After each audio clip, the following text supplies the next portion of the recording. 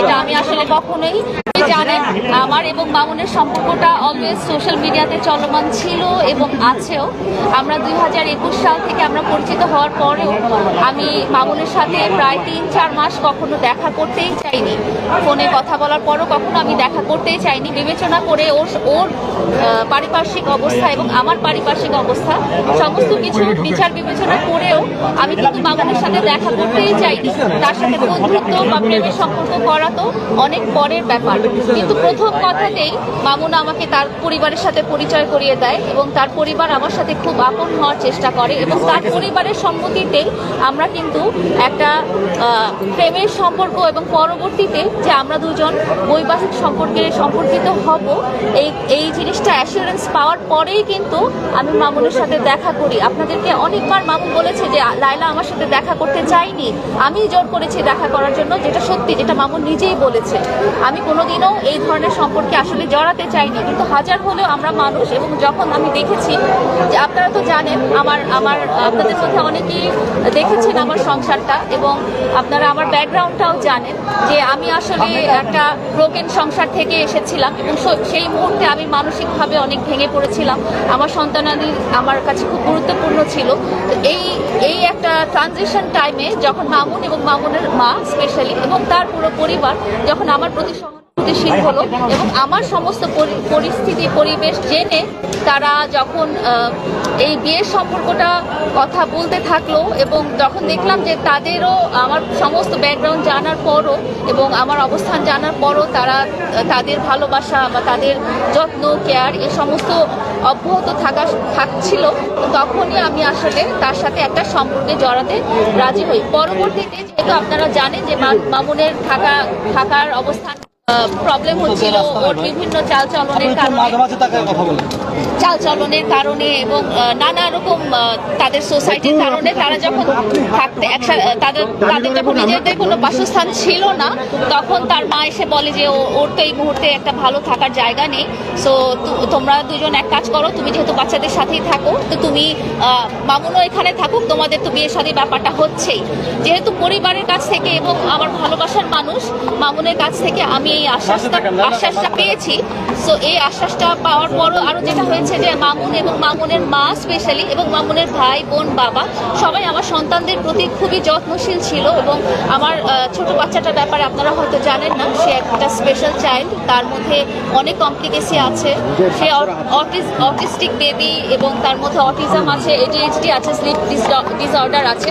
তো মামুন এবং মামুনের মা এবং তার পুরো পরিবার আমার বাচ্চাটার প্রতি খুবই যত্নশীল দেখিয়ে আমার দুর্বল স্থানে আসলে তারা জায়গা করে নিয়েছেন। তারা বুঝেছেন যে একটা মায়ের কাছে একটা সন্তানের মূল্যটাই আসলে অনেক বেশি। তারা যখন সন্তানটাকে কেয়ার করতে পারবে, যত্ন করতে পারবে, আদর ভালোবাসা করতে পারবে, তখন কিন্তু তারা আমার মনটা পুরোটাই জয় করে নিয়েছে। প্রশ্নটা পরে পুরোটাই জয় করে নিয়েছে।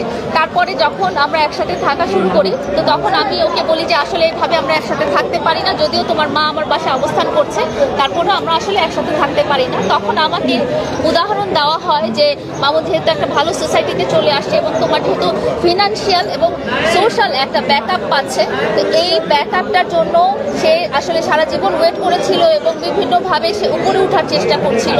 তো এই ব্যাকআপটার জন্য আসলে ও ফোকাস করছে যে নায়ক শাকিব খানের মতো হবে এবং তোমরা দেখেছো যে নায়ক শাকিব খান কিন্তু কখনো বিয়ের কথাটা প্রকাশ্যে আনেনি। মামুন যদি এখন নায়ক শাকিব খানের মতো সে যদি বিয়ে করে ফেলে ভাবে বা বিয়ের ব্যাপারটা প্রকাশ্যে আসে, তাহলে তার ভবিষ্যৎটা অন্ধকার হয়ে যেতে পারে, কারণ তার একটা বড় ফ্যান বেস হচ্ছে মেয়েরা এবং তার মানে আছে যে সম্ভাব্য সে সিনেমা করবে এবং কতজন প্রডিউসার ডাইরেক্টরের সাথে আমি নিজেও কথা বলেছি। তো এই ব্যাপারটা আসলে তখন দর্শক প্রিয়তা হারাবে। তো তুমি তার সহযোগী হিসেবে, সহধর্মিনী হিসেবে কখনোই চাও না, তুমি সবসময় বলে এসেছো যে মামুনকে সামনে রেখে এসেছো এবং বলেছো যে তার ক্যারিয়ারটা তুমি ঠিক মতো যাতে প্রস্ফলন ঘটে সেইভাবেই তুমি সাহায্য করবে। তো তুমি এখন বিয়ের ব্যাপারটা কিছুদিন স্টপ রাখো। এভাবে যেভাবে হচ্ছে তো একসাথে থাকার কারণে আসলে মামুন নানা রকমভাবে আমাকে সিডিউস করতে পেরেছিল এবং সবচেয়ে বড় কথা আমি বলেছি যে আমার সন্তানদেরকে তারা সে সিডিউস করতে পেরেছিল। তো আমি যদিও রাজি হচ্ছিলাম না, এই ব্যাপারটা আমার কাছে ভালো লাগছিল না, কিন্তু ও বারবার যেটা বলছিল যে সামাজিক মিডিয়াতে সবসময় বলেছে যে আমরা বিয়ে করব, এবং শেষেও বলেছে আমাদের মারামারি ঘটনাতে সে বলেছে যে আমরা বিয়ে করবো, আমি আগে অনেক বড় হইনি, এভাবে করে সে আমাকে বলছিল সে আগে স্ট্যাবলিশ হয়নি, তার ফ্যামিলি যেহেতু স্ট্যাবলিশ হওয়া দরকার আছে, তাদেরও যেহেতু বাসস্থান নেই, এগুলো আগে স্ট্যাবলিশমেন্ট হয়ে নিলেই তারপরে আমরা বিয়ের ব্যাপারটা আমরা সোশ্যাল মিডিয়াতে আনবো, এবং তখনই আমরা বড় করে একটা বিয়ে শাদীর প্রোগ্রাম করবো। কিন্তু ধরে নাও তুমি আমার বউ, যেহেতু আমার মা বাবাও সবাই জানে এবং তোমার ফ্যামিলিরও সবাই জানে। তারপরে যেটা হয়েছে যে সে বারবার আমাকে নানাভাবে প্রেশারাইজ করতে থাকে। আপনারা দেখেছেন যে সে আমার কাছ থেকে নানা রকম প্রপার্টি জোর করে নিয়ে নেওয়ার ব্যবস্থা করে। মাঝে মাঝে সে রাগ করে চলে যায় যে একটা ল্যাপটপ না, একটা ম্যাকবুক না কিনে দিলে, বা একটা ড্রোন না কিনে দিলে, বা একটা এরকম মার্সিডিজ গাড়ি না কিনে, যেগুলো আমাদের লাইভেও আছে যথেষ্ট। আপনারা যদি 2022 সালের ভিডিওগুলো আমার এবং মামুনের লাইভগুলো দেখেন, সেখানে কথাবার্তা দেখবেন যে আমাদের সাথে সে মার্সিডিজ গাড়ির কথা বলে, বাড়ির কথা বলে। তো সমস্ত কিছু যখন তার হয়ে যায় এবং সে যখন তার গ্রামের বাড়িটি স্থাপনা করে, তখনই তার এবং তার পরিবারের আমি সুরটা একটু অন্যরকম দেখতে পাই, এবং তাকে আমি বারবার বলতে থাকি। তো এর মধ্যে আরেকটা কথা বলতে চাই যে সে আমাকে দিয়ে যখনই দেখা যায় যে আমাদের দুজনকে নিয়ে ট্রোল করা হয়, তখনই সে আমাকে বিভিন্নভাবে চাপ প্রয়োগ করে, এবং চাপ প্রয়োগ করে বলে যে তুমি লাইভে যাও, লাইভে যেয়ে বলো যে আমরা বিয়ে করি। সে আমাকে দিয়ে বারবার প্রায় 10টা 15টা অনেকবার সে লাইভ করিয়েছে যে আমরা বিয়ে করিনি, এই কথাটা তুমি বারবার বলো। কিন্তু আমরা যে সোসাইটিতে থাকছি সেখানে আমরা অবস্থান করেছিলাম একসাথে। শুধু মামুনই ছিল না, মামুনের আম্মু ছিল, অনেক সময় মামুনের বাবা ছিল, মামুনের ভাই ছিল, মামুনের বোন ছিল, এবং এমনকি মামুনের খেলাও ছিল। শুধু এটা না, আমরা যখন মামুনের ঢাকার ভাড়া বাসার কাছে যাই, মামুনের আম্মু আমাকে ভাড়াটে বা বাড়িওয়ালা বা সবাইকে আমাকে মামুনের স্ত্রী হিসেবে পরিচয় করিয়ে দেয়। এবং মামুনের যেসব আত্মীয় স্বজন আছে, আমরা রাঙামাটিতেও মামুনের নানু বাড়ি, মামার বাড়ি, খালার বাড়ি বেড়াতে গিয়েছিলাম, সেখানে সবখানে আমাকে এবং মামুনকে হাজব্যান্ড ওয়াইফ হিসেবে পরিচয় করিয়ে দেয়। তারপরে যখন গ্রামের বাড়িটা হলো, গ্রামের বাড়িতেও উনি সবার কাছে আমাকে মামুনের ওয়াইফ হিসেবে পরিচয় করিয়ে দেয়। তো এই থেকে আমি বুঝতে পারি যে আসলে তারা সত্যিকার ভাবে আমাকে তার স্ত্রী হিসেবে মনে করছে এবং সামাজিকভাবে স্বীকৃতিটা। যখন দেখা গেল তাদের বাড়িটা হয়ে গেল, তখন তার সুর চেঞ্জ হয়ে গেল, এবং সে বলতে থাকলো এবং তার আম্মুও বলতে থাকলো যে আমাদের তো গ্রামে বাড়ি হয়েছে, কিন্তু ঢাকায় আমাদের কোনো বাড়ি নেই। তো তখন সে একটা বাড়ির জন্য বায়না ধরে এবং সে আমার বাড়িটা তার নামে লিখে দিতে বলে। কিন্তু যেহেতু আমার লাইফ পার্টনার আমাকে যেভাবে গাইড করেছে সোশ্যাল মিডিয়াতে, আপনারা তো জানেন যে সোশ্যাল মিডিয়াটা আসলে আমার জায়গা না। তো সোশ্যাল মিডিয়াতে সে বারবার বলতে বলেছে তুমি তোমার বাবার বাড়িটার কথা বলো না, তুমি বাবার বাড়িটার কথা বলো না। তো আমি ওভাবেই বলেছি, আমি ওর গাইডেন্সেই বলেছি যে আমি বাবার বাড়িটার কথা সে বলেনি। অনেকটা টাইমে সে এমনও বলেছে যে তোমার বাবার বাড়িটা বিক্রি করে হলেও টাকা দিয়ে আমাকে গুলশান বা বাড়ি ধারায় একটা বাড়ি কিনে দাও। সে ওই সোশ্যাল স্ট্যাটাসটা রাখতে চেয়েছে, সে পুরান ঢাকায় বা পান্ডাতে বা এরকম জায়গায় বাড়ি করতে চায় নাই। তো আমার আসলে মামুনের জন্য এখন মামুনকে আমি মামুন এবং মামুনের পরিবারকে সাপোর্ট দিতে দিতে আমার প্রায় 30 লাখ টাকা লোন হয়ে গেছে, এবং 30 লাখ টাকা লোন হওয়ার পরও আমার বাচ্চাদের জন্য যত সঞ্চয় ছিল সবই আমি মামুন এবং মামুনের পরিবারের পিছনে সঞ্চয় খরচ করেছি। কারণ তারা আমাকে ওইভাবেই প্রলোভনটা দেখিয়েছে যে তোমাদের বিয়ে শাদী হয়ে গেলে তোমাদের বাচ্চা কাচ্চা তো তোমাদের সাথেই থাকবে এবং এটা তো তোমাদেরই হবে, এখানে তো আমি নিব না কিছু। এই কথাটা ওনারা সবসময় বলছি। আমি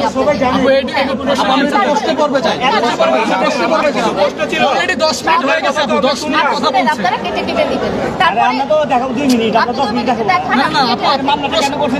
আমি বলছি। তারপরে যখন হলো, এরকম হওয়ার পরে সে আমার কাছে যখন বাড়িটা শেষ মুহূর্তে পেল না এবং না পাওয়ার পরে সে দেখা গেল যে গাড়িটা বিক্রি করে দিল। তার যে গাড়িটা ছিল সেই গাড়িটা সে নিতে পারছিল না, গ্রামে চলার মতো না, সে গাড়িটা বিক্রি করে টাকাটা নিয়ে সে বললো যে সে চলে গেল। এবং সে চলে যাওয়ার পরে আমাকে বললো যে আমি তোমাকে আর বিয়ে করবো না এবং তোমার সাথে আমার আর কোনো সম্পর্ক নাই। হ্যাঁ, তোমাকে আমি ভালোবেসেছি, তোমার সাথে আমি একসাথে থাকতে চেয়েছি, কিন্তু এখন এই মুহূর্তে আর এটা সম্ভব না।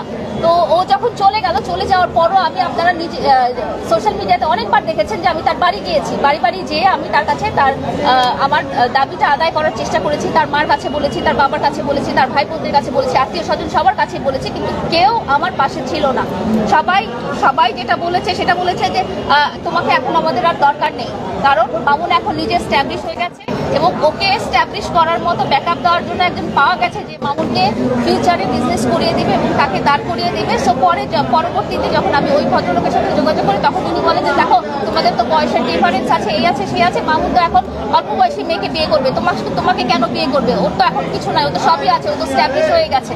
তো মামুনের সাথে আমি নানা রকম যোগাযোগ করার চেষ্টা করি। গত 3 মাস থেকে মামুন এবং মামুনের আব্বু আম্মু বা ভাই বোন সবার ফোনটাই আমার কাছে ব্লক ছিল। পরবর্তীতে মামলা আপোষ করার জন্য মামুন যখন আমাকে চাপ প্রয়োগ করে তখন একটা ফোন ওপেন করে। তো এখন আপনাদের কাছে প্রশ্ন হতে পারে যে আমি এত মাস পরে কেন আমি এই মামলাটা করলাম, এবং আরেকটা হ্যাঁ তারপরে এত মাস পরে কেন মামলাটা করলাম।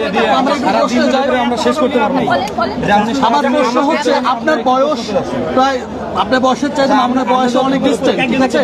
সেক্ষেত্রে এই যে মামুনকে অনেকেই বলছে মামুনকে আপনি বিভিন্ন ট্র্যাপে ফেলে আপনার কাছে রেখেছেন, এবং এই মামলাও সেটার একটা প্রক্রিয়া, এটা কি বলবেন আপনি? আমি বলতে চাই যে এই আমার যতটা বয়স সেটা তো আসলে সবাই জানে, এটা মামুনের পরিবার সবাই জানে, যেহেতু তারা এত বছর থেকে আছে। হ্যাঁ, তো এই প্রশ্নটা এত বছর পরে তাদের মনে কেন আসছে এবং তারা ট্যাপ কেন হবে? এক নম্বর কথা যে আপনি কেন ট্র্যাপে বললেন? আপনি তো স্বাভাবিক, আপনি কেন ট্র্যাপে বললেন? আপনাকে যেহেতু আমাকে ওনা আমার সন্তানদেরকে নিয়ে এবং আমার যে অবস্থানটা ছিল সেই অবস্থানটা ক্রিয়েট করে তারা আমাকে এভাবে করে দিয়েছে। কিন্তু সন্তানদেরকে তো একবার আপনারা ভিডিও তো আনেন, লাইভেও আনেন না। আনবো, তারা তো সোশ্যাল মিডিয়ার পার্সন না।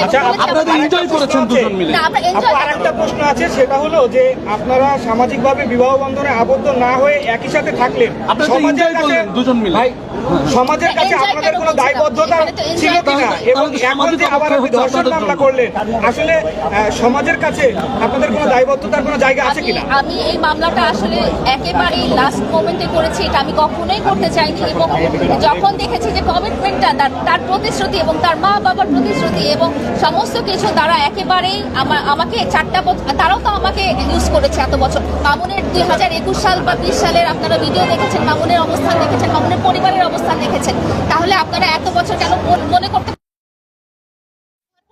ফিনান্সিয়ালি এবং সামাজিকভাবে আপনাকে ব্যবহার করা হয়েছে, ঠিক আছে, কিন্তু আপনি কেন এতদিন ব্যবহার হলেন? আমি তো ব্যবহার করেছি কারণ সংসার করলেন কিভাবে, বিয়ে না করে? আর আমি তোকে ভালোবাসি, এই কথাটা তো আমি বলেছি। ভালোবাসার সম্পর্কে কি আসলে সংসার করা যায়? আমাদের দেশের প্রচলিত আইন লিভ টুগেদার করলেন, আপনারা এতদিন ধরে লিভ টুগেদার করলেন। একটা কমিটমেন্ট দেওয়া হয়েছে, আপনাদেরকে যেটা বলেছি যে আমাদেরকে কমিটমেন্ট দেওয়া হয়েছে, এই কমিটমেন্ট না থাকলে কিন্তু এই মামলাটাও আসতো না। আপনারা যে এতদিন যাবত লিভ টুগেদার করলেন, এটি কি বাংলাদেশের আইনে প্রচলিত আইন ছিল না? এটা পরিবারের সম্মতিতেই আমরা থেকেছি। এখানে পরিবারের সম্মতি দিলে কি আপনি লিভ টুগেদার করতে পারেন? যখন আমাদের অভিভাবকরা সম্মতি দিয়েছে সেটাই সেভাবেই আমরা ছিলাম। ম্যাডাম এখানে প্রশ্ন দাও। আপনি যারা উল্লেখ করেছেন গত আইনগত প্রশ্নটা কি করেন? ব্যক্তিগত প্রশ্ন। ব্যক্তিগত বিষয় মিলিয়ে তো মামলা হয়েছে। উল্লেখ করেছেন যে আপনাকে জোরপূর্বক ধর্ষণ করা হয়েছে, লিভ টুগেদার করা জোর করে কিভাবে আপনাকে ধর্ষণ করা হয়েছে? লিভ টুগেদার করা বৈধ? No comment, no comment. Live together করার পর আপনি ধর্ষণ মামলা করবেন, সেটা কি বৈধ? আপনাদের শেষ, আপনাদের আইনগত প্রশ্ন আছে। আচ্ছা, মামুন আপনাকে কিভাবে ধর্ষণ করলো? কিভাবে বলতে আপনি তো তার সঙ্গে মানে স্বেচ্ছায় ছিলেন, তাহলে ধর্ষণ মামলা আসলো কেন? 2 বছর ছিলেন না 4 বছর ছিলেন। আপনি বলেন। আমি ওনার আইনজীবী, আমি বলছি। ভাই একটু ওনার কাছে না, আপনি অবান্তর প্রশ্ন করছেন। আমি কোথাও আপনি পার্সোনাল কোশ্চেন করছেন। আমি বলি নো নো, আপনি এটা পার্সোনাল নাই তো, আর এটা তো আচ্ছা, ধর্ষণ কেন ওনার মুখ থেকে শুনুন, ওনার মুখ থেকে শুনুন, ওনার মুখ থেকে শুনুন, ধর্ষণ কেন হলো? নারী ও শিশু নির্যাতন দমন আইনের 2000-এর ধারার 9 এবং সাবসেকশন 1 প্রলুব্ধ, ভয়ভীতি, প্রতারণা, এই সাবক্লোজগুলো, প্রতিশ্রুতি সহ সাবক্লোজগুলো যেখানে ব্রেক হবে সেখানে ধর্ষণ মামলার হচ্ছে মূল সংজ্ঞা। আপনারা যদি পার্সোনালে চলে যান তাহলে তো সমস্যা। এতক্ষণ তো 10 মিনিট 15 মিনিট ধরে পার্সোনাল কথাই বললেন। এখানে ভাই আজকে শুনেন, 1 মিনিট ভাই।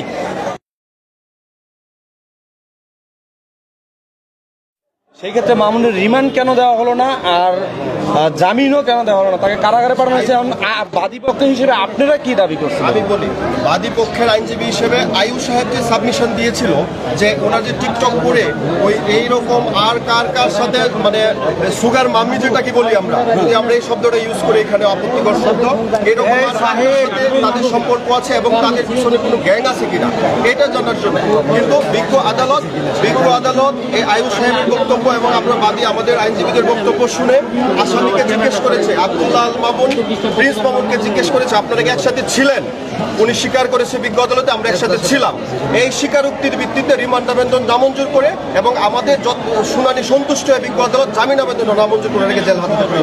তার মানে উনি যে আমাদের যে বাদী উনার সাথে তো হচ্ছে যে অবৈধ সম্পর্ক করছে, এই বিষয়টা কি মামুন কি স্বীকার গেছে? অবৈধ সম্পর্কের বিষয় না এখানে। অবৈধ সম্পর্ক এখনো স্বীকার করলেন যে প্রেমের সম্পর্ক। অবৈধ দিয়েই তো আপনার লাইলা তো এখনো স্বীকার করলো যে প্রেমের সম্পর্ক। ভাই আপনি বলেন এটা বৈধ কিভাবে? এটা তো ভাই লাইলা তো দর্শন এখনো মামলা স্বীকার হয়েছে করলো না, এটা প্রেমের সম্পর্ক ছিল। দর্শন মামলা কি তাহলে কি মামুন কি স্বীকার করছে? যখন প্রতিশ্রুতি ব্রেক হবে সেখান থেকে কজ অফ অ্যাকশন এরাইজ হচ্ছে দর্শন মামলার, এটা হচ্ছে তার মানে factor। আপনারা তো- এবং বিজ্ঞ আদালতে মামুন স্বীকার করেছে তারা একসাথে ছিল। তোমরা আপনারা তো লিভ টুগেদার প্রেমকে বৈধ ঘোষণা করলেন। লিভ টুগেদার প্রেমকে বৈধ ঘোষণা করা সেখানে হলো। আদালতের কি আদেশ দিছে? ভাই আদালতের আদেশ কি? সম্মত দিয়ে একসাথে থাকা আদালতের যাবে। কি আদেশ দিছে? বিজ্ঞ আদালত আমাদের উভয় পক্ষের শুনানি শুনে জামিন আবেদন নামঞ্জুর করেন, রিমান্ড আবেদন নামঞ্জুর করেন, কারাগারে পাঠায়। কারাগারে প্রেরণ করেন। আপনারা কাট দেন। এই দন নিয়ে সারাদিন পেছাল ফেলতে পারে, মাথা খারাপ হবে।